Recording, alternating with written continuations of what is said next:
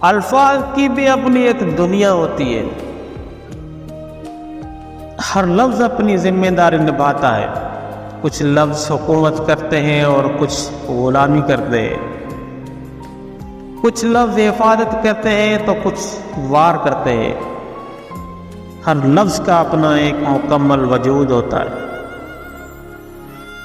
جب سے میں نے لفظوں کو پڑھنے کے ساتھ ساتھ سمجھنا شروع کیا تو سمجھ آیا لفظ صرف معنی نہیں رکھتے، یہ تو دانت بھی رکھتے ہیں جو کاٹ لیتے ہیں، یہ تو ہاتھ بھی رکھتے ہیں جو گریبان کو پھاڑ دیتے ہیں، یہ تو پاؤں بھی رکھتے ہیں جو ٹھوکر مار دیتے ہیں۔ اور ان لفظوں کے ہاتھوں میں اگر لہجے کا اسلحہ تھما دیا جائے تو یہ وجود کو چھلنی کرنے کی قدرت بھی رکھتے ہیں۔